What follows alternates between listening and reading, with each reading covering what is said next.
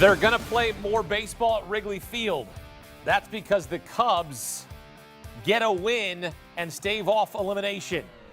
They played 4 in the first, including this Pete Crow Armstrong 2-run RBI single.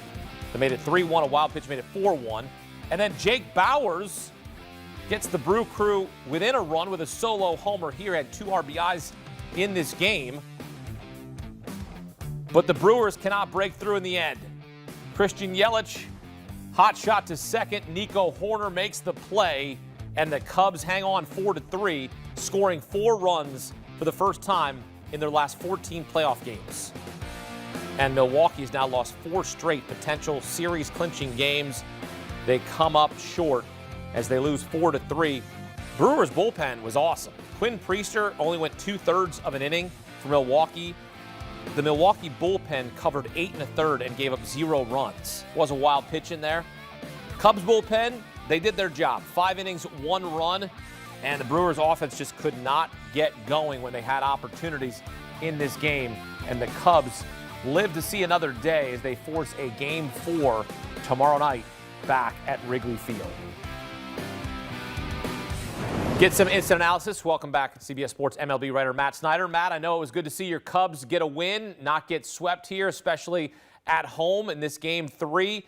How about the job of the Cubs bullpen? Actually, the bullpen that got the job done was the Brewers bullpen, but hey, shouts to the Cubs bullpen, 5 innings, 1 run to keep it that close of a game in the end.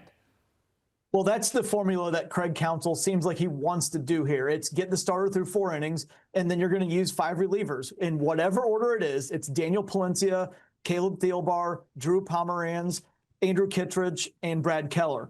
The problem with that is not everybody's going to have their A-plus stuff every single game. And we saw in Game 2, Daniel Palencia gave up the 3-run bomb to Jackson Chourio. Tonight, we saw Keller having some command issues there. Maybe we'll run into some trouble. We saw Kittredge give up the solo home run. But, hey, when you've got that 2-run cushion there, you can bend but don't break, and that's what they did there. So it was good work. It wasn't exceptional work like on the Brewers' end. But, hey, at the end of the day, get the W, and you live to fight another day. And the deciding run ends up being a wild pitch, that 4-run first inning. And really, that was the key to success, right, for Chicago to jump all over Milwaukee in that first inning. That was the difference. I thought it was very important to bounce back after the Brewers scored in the top of the first, and the Cubs are down 2-0 in the series, especially because the Brewers probably didn't really deserve that run. I mean, and we talked about this off air earlier. That's an infield fly. There's runners on first and second with 1 out. There's a pop-up that was in the air for over 6 seconds. It landed right in the middle of the infield. Nobody saw it. The umpires didn't see it. The players didn't see it.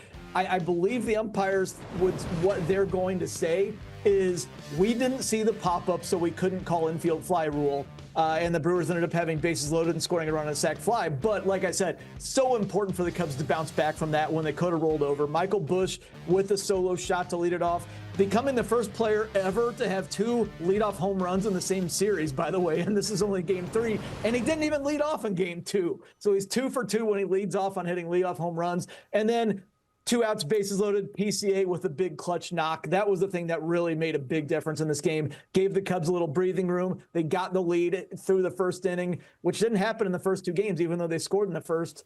So it was a big first inning for the Cubs.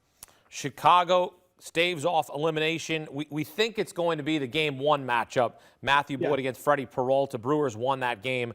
When you have those 2 starters going back out there now for a second time in the series, what are you looking for? What are you watching for?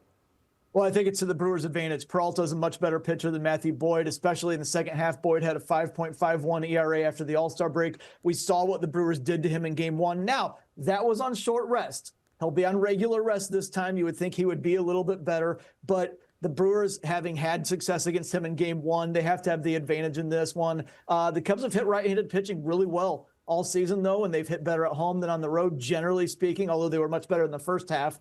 I think the Cubs need to score runs in more than 1 inning. And this one, they get the 4-run lead in the first inning, just like they hit a 3-run bomb in the first inning in Game 2, and then they just stop scoring. If they have opportunity to score later in the game, I think they need to continue to score.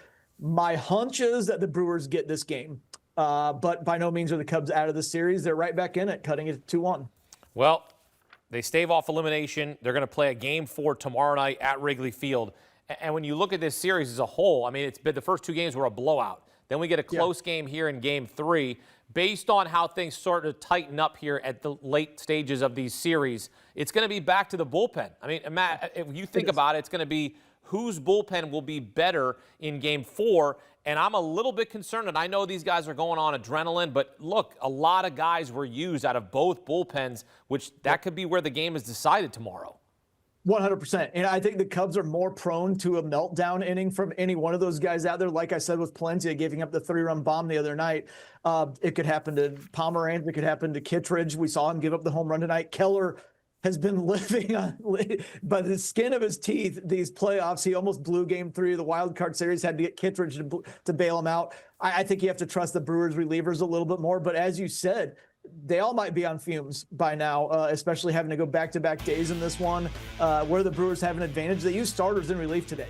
They got Jose Quintana giving them some length after Priester didn't do very well. Chad Patrick got several outs, went more than an inning. He's normally a starter. So I think that's where the Brewers' depth comes into play here, and how Pat Murphy trusts a lot more guys in his bullpen, and rightfully so, than Craig Counsell trusts in his. Yeah, you're going to need Freddie Peralta to, I mean, you'd like, ideally, if you're Milwaukee, you'd like them to go out there and pitch 7.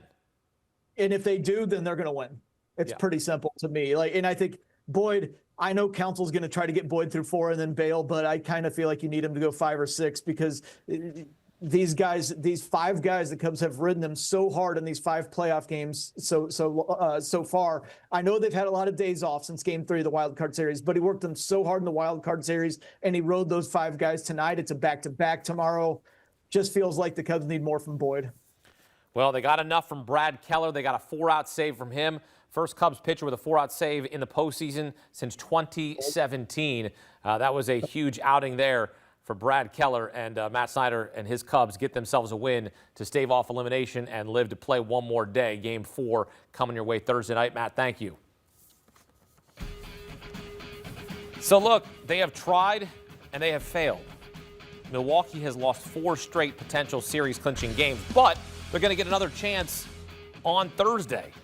Game 4 back at Wrigley.